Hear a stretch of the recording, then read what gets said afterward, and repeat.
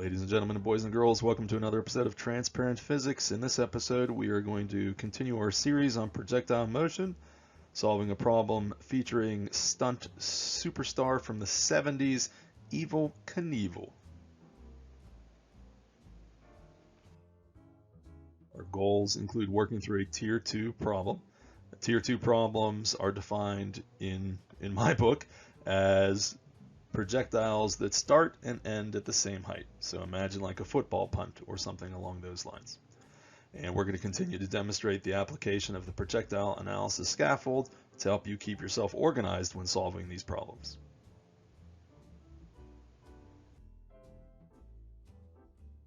And before we solve the problem, just very briefly for my viewers who are too young to know of Evel Knievel, he was a very flashy motorcycle stuntman, mostly in the late 1960s, early mid 1970s, and he performed a series of increasingly dangerous jumps, and he was as well known for the danger of his jumps as for the fact that he often didn't make it and injured himself seriously in the process as well. And his stage name, Evel Knievel, comes from the fact that when he first was going to make a go of the stuntman career, his promoters said, well, why don't we call you Evel Knievel, E-V-I-L. And Bobby was like, I don't really like the sound. I don't like to be actually called evil. And Bobby said, well, why don't we just misspell it? Why don't we call it E-V-E-L? And his promoter's like, okay. So that's where his stage name, Evel Knievel, came from. And the jump we're going to focus on is his 1975 Kings Island amusement park jump. Kings Island is located in southwestern Ohio, and it's a big park. I used to live in Ohio. We used to go there all the time. It is a big, fancy park. This was a big nationwide event, and he was going to attempt to jump 14 Greyhound buses, park side to side, as you can see in the picture. Now, in the course of getting ready to solve this problem for you guys, I had to make up some of the numbers. I couldn't find a lot of the stats, but I did do a little video analysis of a clip that I saw. And so the numbers that we're going to work with today, we should consider inspired by real events. But any Evel Knievel diehard fans, please don't bomb the comment section saying how the numbers are inaccurate, because I'm they very well could be. But they work out for the problem, so let's give it a go. So let's take a look at the question. Evel Knievel is attempting to break a world record by jumping a row of 14 Greyhound buses. He's going to launch from the ramp with a velocity of 17 meters per second at 17 degrees with respect to the ground. Assuming he lands at the same height he launches, how far does he travel horizontally? So when reading this problem, it doesn't seem like really you're given a lot of information. You've got the launch velocity, but a key additional fact is the fact that they state, hey, he lands at the same height he launched from. And the fact that he lands at the same height he launches from tells us that the vertical displacement is 0, and thus defines it as a Tier 2 problem. So let's see it worked out.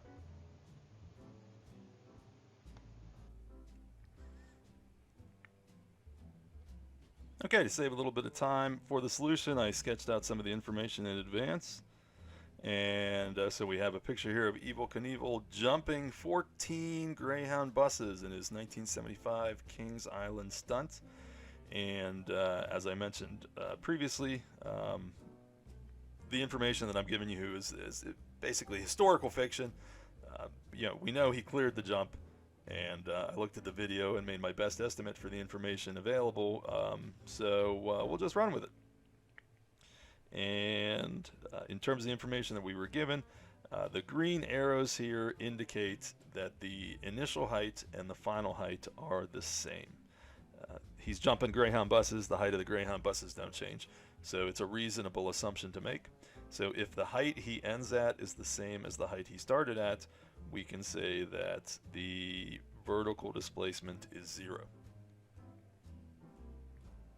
The y component of the initial velocity can always be calculated as VI sine of theta. And we do know VI as 27.0 meters per second at an angle of 17 degrees. And we'll solve that out a little bit later in the problem. Next up, that is a little bit of a typographical error there. It says V. It says VIF. That is a little redundant. So we're going to say VFY. And since the problem doesn't give us anything about the final velocity, the problem doesn't ask us anything about the final velocity, for starting solutions, it's probably not a bad idea just to disregard that entirely. It helps us avoid the risk of assuming that final velocity is 0, which is a very, very, very common mistake for introductory projectile problem solvers. While Evel Knievel did express interest in traveling to the moon to do his stunts, he did not. So he is stuck on Earth, negative 9.80 meters per second squared for the acceleration. In the x direction, same equation, different direction, VI cosine theta. So that's still 27.0 meters per second times the cosine of 17 degrees. And ultimately our unknown is dx. So what we're interested in is, given this velocity, does he clear 14 Greyhound buses? And whenever we solve a projectile motion problem, we can assume that the final velocity, the acceleration is equal to 0. So that helps us set up our equation to solve in the x direction. In the x direction, we can always use dx equals vx times t. And just taking a look at that, we have all the information. We could actually solve for vx right now if we wanted to. But unfortunately, we don't know anything about the time. So the time is going to keep us from just being able to solve this immediately. So we're going to have to appeal to the y direction in order to solve this problem. And looking at the y direction, we're going to need to see 3 pieces of information so we can solve for a fourth, and we've got it. dy is 0.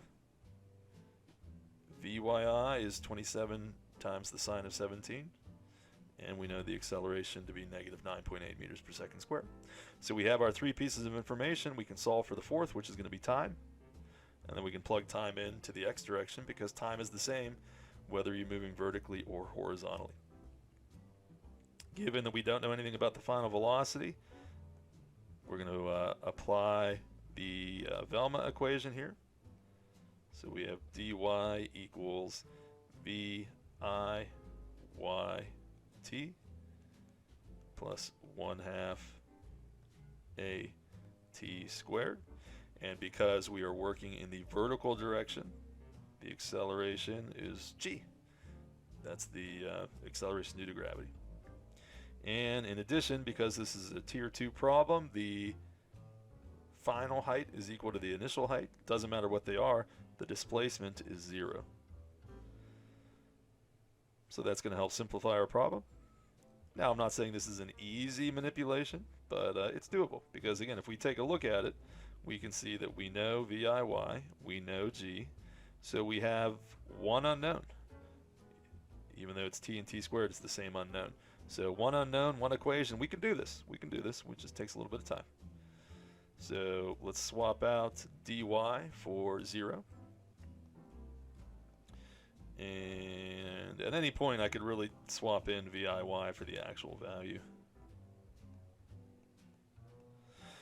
So in order to isolate t, and again, there's a bunch of different ways you could do this. I'm just going to take 1/2 gt squared, and I'm going to take the other term, and I'm going to subtract it over to the other side. And then if we divide both sides by t, we can see that we get 1/2 gt equals negative VIY. And there we go. We've got 1 t left.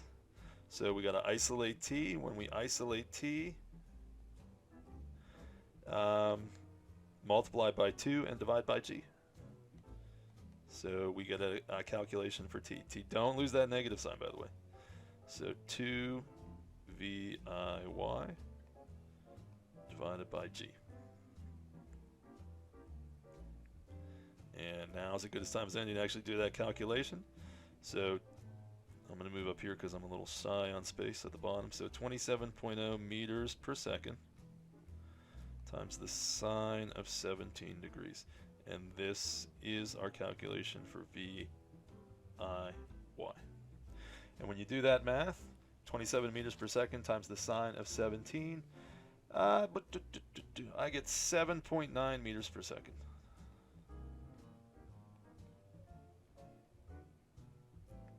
So we can plug that in. So -2 times 7.9 meters per second divided by -9.80 meters per second squared. You can see the two negative signs cancel out, leaves us with a positive time, which is cool. That's what we want to see. And I get around 1.6 seconds. And again, this is an estimate based on the video, but it seems reasonable. 1.6 seconds seems pretty good for the amount of time it took him to clear that jump. So now we're basically done. We can take this 1.6 seconds and we can plug it in up here. And when we take 27 times the cosine of 17, we end up with 25.8 meters per second.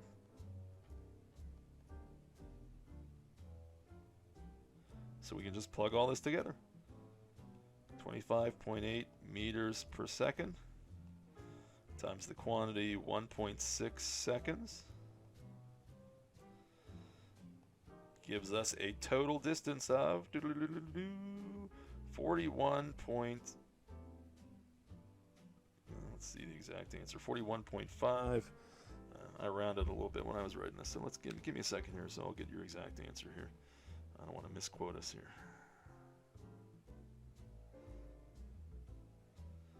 Alright, so we're going to take 25.8 times 1.6. Okay, so the final answer is 41.3 meters. And that works out good for the historical record. The historical record states that his jump was 133 feet, and 133 feet corresponds to 41 meters. So there we go. That is a historical recreation of Evel Knievel's famous October 25th, 1975 14 Greyhound bus at 14 Greyhound bus jump at Kings Island Amusement Park in Ohio.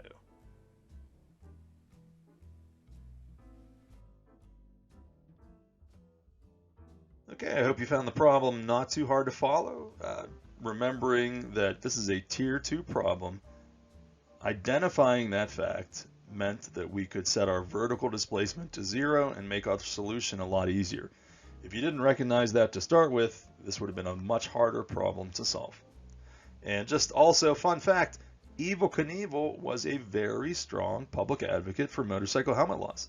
And he once promised a cash reward to any fan who caught him attempting a stunt without one. So if you're a motorcyclist yourself or plan to be one in the future, be like Evel Knievel and make sure you wear a helmet.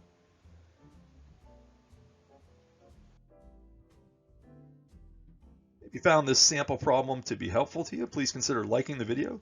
If you have any questions about the solution, or maybe you just want to go on about Evel Knievel a little bit, leave it in the comment field below. And Evel Knievel was definitely no wallflower when it came to self-promotion, so I'm going to take a page from his book and encourage you to subscribe to Transparent Physics to help the channel grow.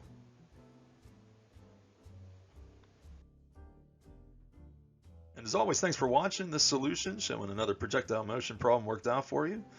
I hope I've made things a little clearer for you on this episode of Transparent Physics. And hey, one more quick fun fact about Evel Knievel. 1977, he was sort of towards the end of his professional career.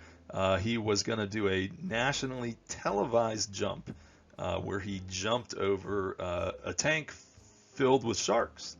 And he was set to do it.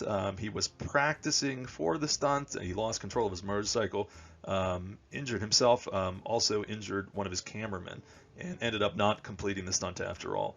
But later that year, on an episode of Happy Days, Fonzie did the jump, but he was on water skis, but he jumped over a shark on water skis, which may very well have been inspired by Evel Knievel's plan to do the same in real life earlier that year. And so the phrase jump the shark may actually not owe its origins ultimately to Happy Days, but indeed to Evel Knievel himself.